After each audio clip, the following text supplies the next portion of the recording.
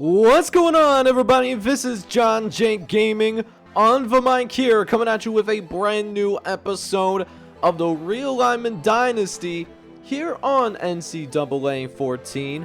And we are out here, man, getting ready, do a little bit of a deep dive special. Really want to make this series as immersive of a college football universe as humanly possible. So that's what today is all about, man. Gonna be looking around the country, checking in on certain games for certain postseason action, so gonna be a really good one. I hope you guys are excited for it. Make sure you go ahead, smash that like button, hit subscribe if you happen to be brand new, by the way.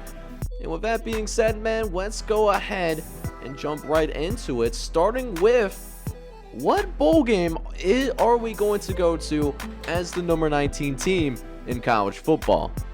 So we do start things out here by finding out who the Heisman Trophy winner is going to be for this first season in this alterated universe. And it goes to Sean Gutierrez, the senior quarterback out of Nebraska. He ends up with a pretty good season overall, ends up with 3,250 yards passing and 700 yards on the ground. Ends up with an astronomical 51 touchdowns. And this was a quarterback-led discussion between Gutierrez, Tony Sykes out at USC, and Sims, who is the starting quarterback for Georgia Southern, and has him at least in the running for that top 8. Now, as for who we are going to go up against, we actually get a rematch for one of the teams that did beat us over the course of the season.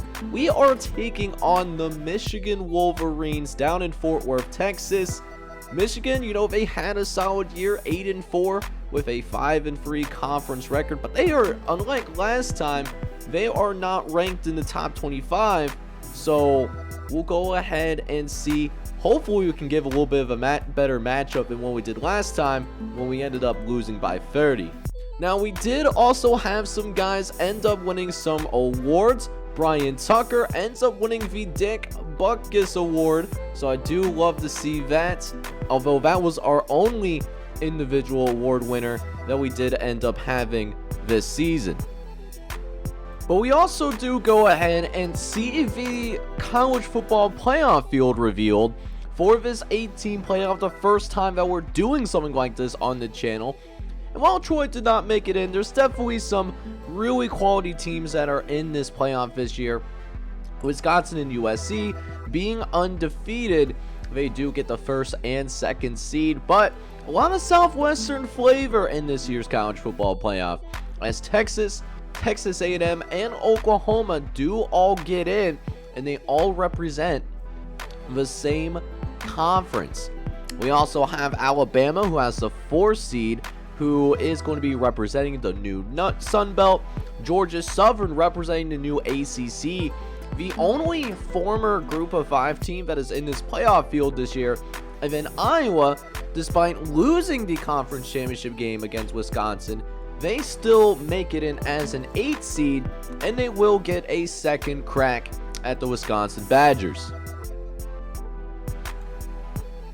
But we kick off this bowl season starting with the very bowl game that is gonna start everything off, and that is the New Mexico Bowl, which will feature Purdue in South Carolina, who still has Evan Daniels, if y'all remember him from the Coach Dynasty series. So we'll check in and see how Evan Daniels and company are doing. And South Carolina, they jump to a very massive lead here early. They are up 42-6, and that isn't even with actually using Evan Daniels all that much really until, starting to get into the second half. But South Carolina, they really pull away, really living up to the reputation of Purdue, where, Purdue at times, they've had some pretty good passing offenses through the years, but defensively, Purdue was never really a great defensive school, right? If that makes sense, right? But, Evan Daniels, even though he doesn't get most of his catches till the second half, he still ends up with a pretty good game overall. He has a nice catch out there on the perimeter, 5'8", and he still reaches up and makes a huge grab on the football, man. Just a very crisp route runner, and he also has done a really good job as well in improving his catching ability. He doesn't have as many drops here in his senior year. But yeah, South Carolina, they win this one in a blowout, winning by 22. But in this insane shootout of a game that we just experienced, Evan Daniels looked pretty good in this one, man. 6 catches, 80 yards. Didn't have a touchdown, but did, lead the team in catches and yards in this one. And he does help his South Carolina team finish on a high note, beating Purdue by 3 scores. Now, checking in on yet another bowl game here before we go and jump into maybe a couple of the playoff games here is the Military Bowl that features the Akron Zips taking on the North Carolina Tar Heels. Now, North Carolina, they barely finished. They went 6-6, while Akron puts together a pretty good campaign. They go 9-4 in the New American Conference. So a pretty good year overall for the Zips in this one. As we'll see if Akron can finish on a high note, or will this North Carolina team, who honestly did underperform this season, is that going to be too much? Are they actually going to be motivated to be here, this North Carolina Tar Heels team? And so far, man, they are really showing it. 34-7. That's how much their lead is as of right now. And Roger Wakari, he's a huge senior from, I believe, New Jersey or New York. Really a big body receiver that the Tar Heels love to go to, especially in the red zone as well. He's already got 4 catches here, as North Carolina, they go no huddle here, and this is really risky because North Carolina, they were out of timeouts, but the screen works really well for them. They run this screen like right on the 1-inch line, and this game was quickly barbecue chicken. Actually, they end up putting up a 70 burger on Akron, with Wakari finding the end zone too. So despite the 70 burger that was placed on the board, Roger Wakari in his last game didn't even get used all that much. I mean, only 5 catches, did have a touchdown in this one, but 33 yards. This was really all about the rushing game, which, to be honest, was all over Akron in this one. They never stood a chance. But moving on through the bowl season, one team that I feel like no matter what dynasty I'm doing, I feel like Notre Dame is consistently a team that always disappoints. One of the most talented teams on paper, at least from a roster standpoint. They only end up finishing 7-5, and they're out here taking on the Old Dominion Monarchs. So we'll see if Notre Dame can at least get this bowl win. But this was a team that I thought could make it to the college football playoff. That clearly did not happen. As we'll take a look at Jaden Ramsey, he's one of the senior corners in this Notre Dame secondary, actually locking up Old Dominion pretty well. They still have not scored to this point, only 28-0, as Jaden Ramsey shows some really good instincts there, able to blow up DJ Turner up the middle, especially after breaking a couple of tackles as well. As it's now 2nd and 6, Ramsey will come through, make the tackle. He comes up from his deep safety position. That's really what Jaden Ramsey really does. Plays, primarily that cover 3. So his zone skills, are pretty in good shape, I would say. But so can tackling in open field, man. For the most part, Jaden Ramsey does a great job with that. And I mean, those skills are certainly shining down here at the Guaranteed Rate Bowl, as he's able to essentially lock up one side of the field. In Old Dominion, they had to go to one side the entire time. Whenever they challenged him, it typically has not really worked out for them all that much, as they now have a 41-0 lead. But one thing that will not be a concern, though, for Jaden Ramsey is the effort, man. 41-0, sees the quarterback on the run. He's still going full steam, makes the tackle. He now has 7 tackles in this game, and that number just keeps going up here as Ramsey just continues to fly all over this field, gets an assisted tackle there. Again, man, I really love Jaden Ramsey. I can't wait to see what he's going to be capable of. How is that not an interception? Man, that is crazy. That should have been picked off. If we weren't up by 44, I would have been a lot more upset about it. But, I mean, we still win by 50-plus points here in So despite not being targeted for essentially the entire game, it seems like, Jalen Ramsey, man, still ends up leading the team in tackles. He ends up with 7 total tackles on a day, a TFL as well. Almost had an interception, but he might have been a tad too early or a tad too late. Don't know exactly what happened, but didn't allow Old Dominion to score a single touchdown on us. And we help our team, win huge in Jalen Ramsey's final collegiate game. So now we jump across the country as we get down here in Memphis, Tennessee for the Liberty Bowl. We're going to see Army take on the Kentucky Wildcats, led by former walk-on Julius Fousen, and actually it's the Music City Bowl, so that's a whoopsie on my part. So, kind of a down year for the Wildcats. They started off ranked in the top 25. They did not end that way. They did not adjust very well to, the new conference realignment whatsoever. But, Julius Fousen doing solid. He's not making big mistakes, but he's also not necessarily getting a ton of big plays downfield, although he does hit Pat Myrick for a 27-yard throw there. So at least there's that. Just kind of, doing that game manager kind of role, except it gets intercepted there. Doesn't even see Johnson, who appears halfway across the formation. He shifts over to the right, and Julius Fousen just never saw him at the end of the day, even though they did end up getting a clipping penalty, so that puts Army back 15 yards. Still not a good look to turn the football over, as Army would gain possession there. But despite that, Kentucky still has a 10-7 lead here in this third quarter, and still making some big throws, man. Pat Moore, 20-yard catch. He's going to pick up a big first down there. We'll see if Julius Fousen can finally find the end zone in this one, as he'll look over the middle, get it out to Copeland, and Copeland is actually going to do the work. So that's how Julius Fousen gets his very first touchdown of this ball game. And Julius Fousen being efficient with it, man, 16 for 21. And the Wildcats now with a 17-7 lead. And that's what you really like to see, as they're going to be able to pull away. They're going to make sure that this game is won. But before this game is won, Julius Fousen got to flash the mobility for him, because the mobility wasn't necessarily flashed very much in this game. This was definitely an uglier matchup, given at least Army is more used to the weather, but not necessarily Kentucky, being a little bit deeper down south. So, a little bit of a ugly game, but hey, still find a way to get the W. And Julius Fousen, man, in this final collegiate game, is going to make sure his Wildcats come out on top. The confetti raining down. I'm sure that confetti is going to be really wet, and they're going to end up winning by a field goal. So really gritty performance for Julius Fousen in this one, as he ends up with a pretty efficient day overall, going 22 for 27, 229 yards, touchdown, and an interception.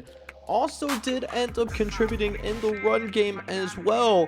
Ends up with 12 carries for 42 yards. Wasn't a fantastic day, as he kind of did end up being a game manager for a good portion of this game. We'll see how much that does end up affecting his NFL stock. Now, this right here is the Liberty Bowl that I kind of mislabeled that last bowl game, and it pits Bowling Green, who is out there in a conference. They would usually be an independent, but they're going to be taking on the Syracuse Orange from the Yankee Conference, and Kevon Dolman finally gets his opportunity to go ahead and start at that linebacker position. He's been waiting patiently. He's finally getting his spot.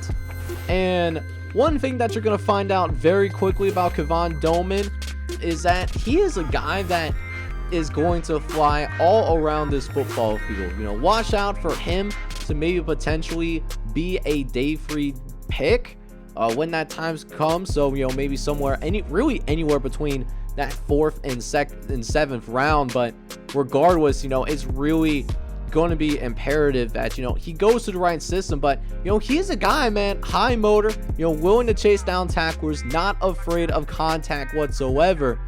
Does get, kind of blown off the line of scrimmage every once in a while in the run game. But in the passing game, though, Kevon Dolman shows some great instincts there.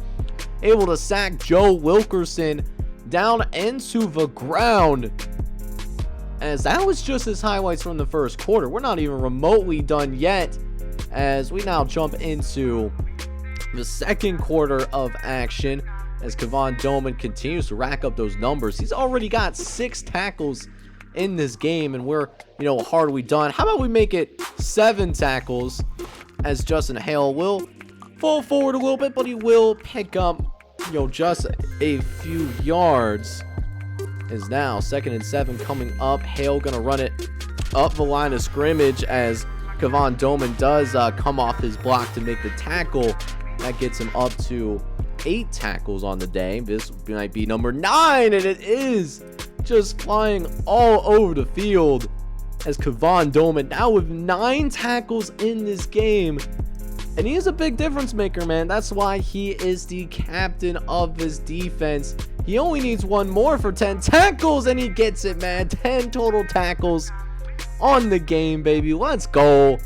And Syracuse is actually going to win the Liberty Bowl. Was not surprisingly named Defensive Player of the Game for Syracuse, but does help his team win the Liberty Bowl. Ends up winning by a couple of possessions.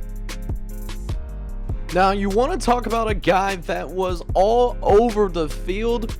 Kevin Doman was that man. 10 total tackles on the day. That did lead all defenders of the Syracuse Orange. Did also tack in a TFL, a sack as well.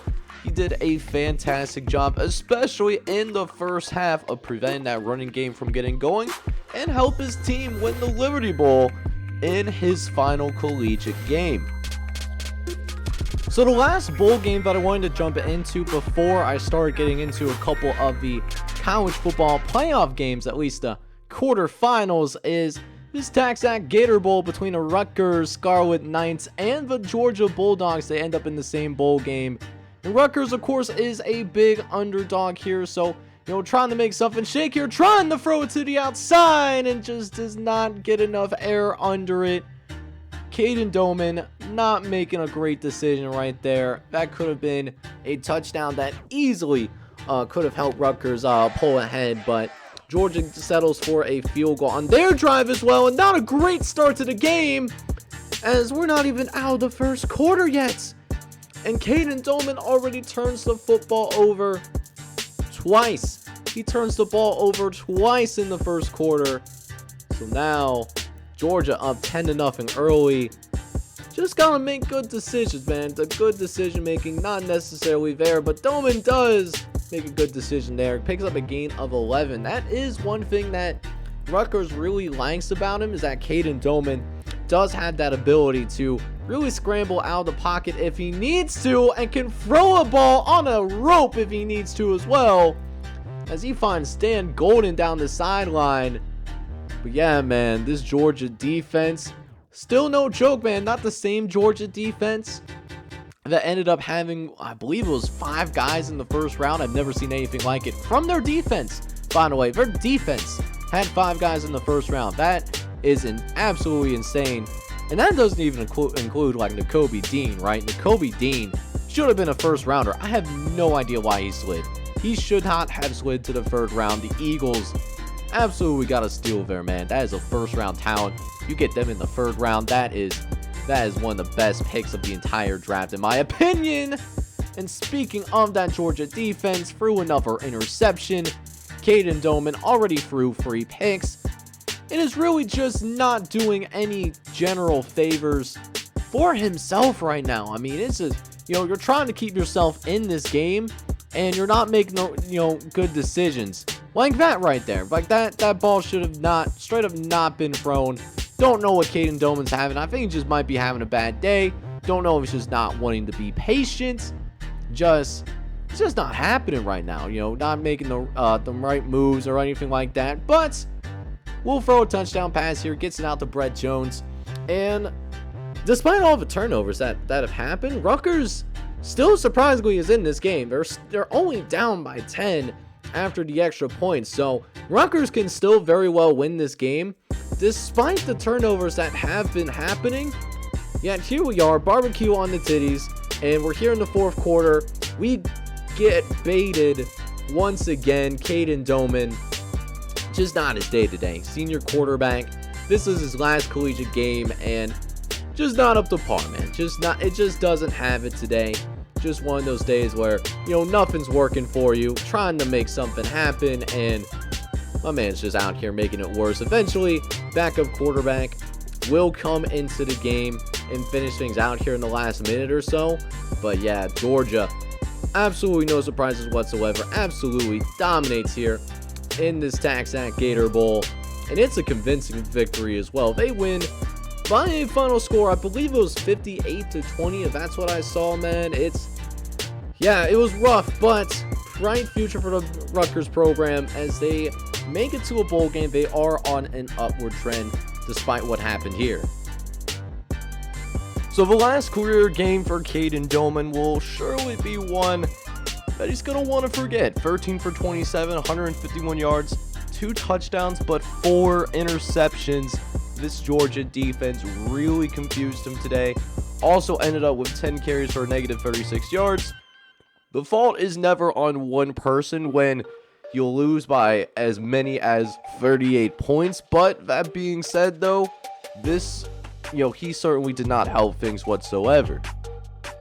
And now the moment that you guys have been waiting for throughout this episode, checking out some highlights from the college football playoff. The quarterfinals, because we are out here with this 8-team playoff. As we jump into this first matchup, we're going to go ahead and see, what's going down between the Oklahoma Sooners, who do come in as a 5 seed, and the Alabama Crimson side, they come in as technically the home team. They are the number 4 seed in this one, so should be a really good matchup. We'll see how it ends up shaking out as we see Sawyer Thompson and Emmy Husky Jr. out on the field for the Oklahoma offense, and gonna get it out to Charlie Toth, who takes it down the sideline and is able to get across the 15-yard line. The Sooners sadly don't get a field goal out of it. Adrian Nelson does miss the field goal, and we jump into the second quarter, and Sawyer Thompson, something that we have noticed from him during his collegiate career is that Sawyer Thompson has been somebody that has been a little bit turnover prone. In that sense, he became the starting quarterback for this Oklahoma football team. So, he's going to have to cut that down. He's going to have to make sure that those turnovers are severely limited.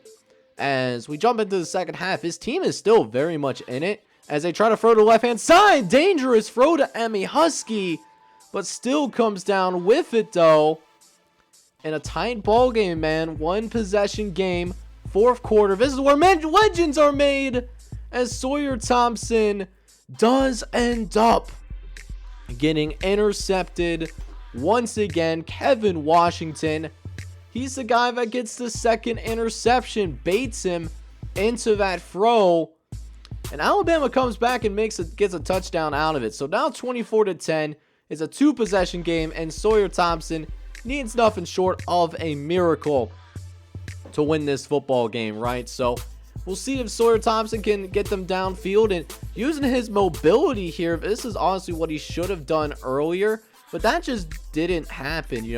Wanting to be a pocket passer, but he's not a pocket passer. He's a dual threat guy. That's really what made Sawyer Thompson, a highly touted recruit back when he was going through the high school recruiting process. It's almost like he's lost himself a little bit during that time, but a chance here to come through and make this a 1-possession game. But another dangerous throw, and Kevin Washington, man, they need to get the Rose Bowl trophy straight to Kevin Washington.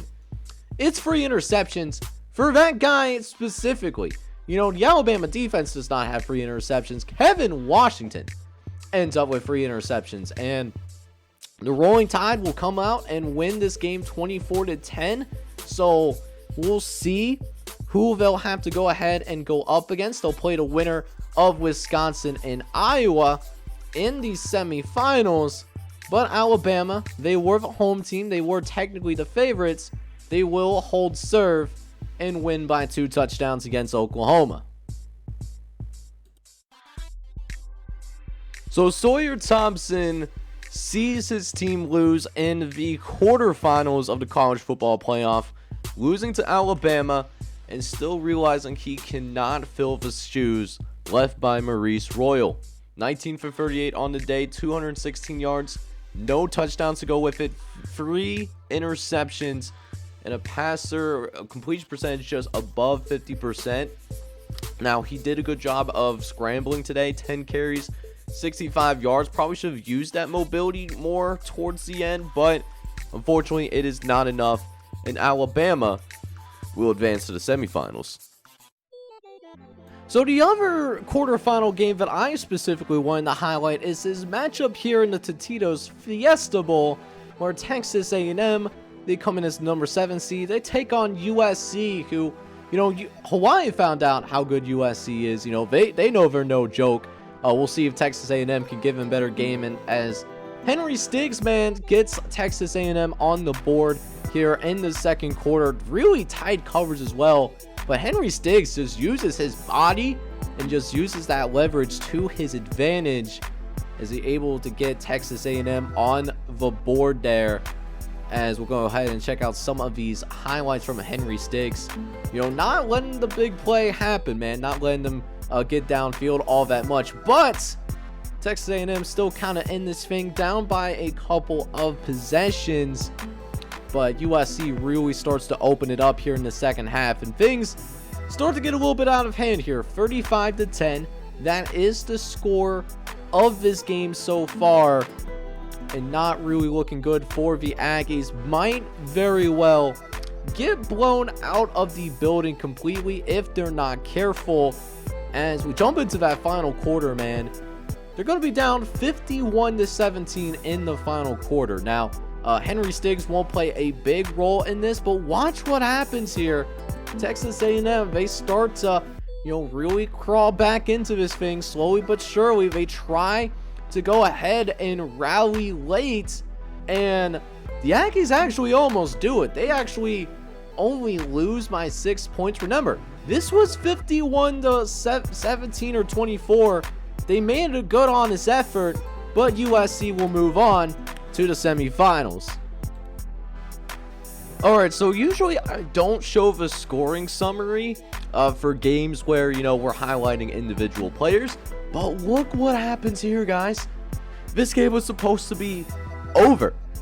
And at one point it was 51 to, I want to say like 28 or something like that. Like it was one of those games where Texas A&M, give them credit, they try to fight back into it. And if they had the ball one more time, I'm sure they could have at least tied this game or take the lead, but just wasn't meant to be. And USC is going to go ahead and move on to the semifinals of the college football playoff. But really good game from Henry Stiggs in his final collegiate action. He ends up with 7 catches, 70 yards, and a touchdown to go with it. The first touchdown that Texas A&M managed to score in this game.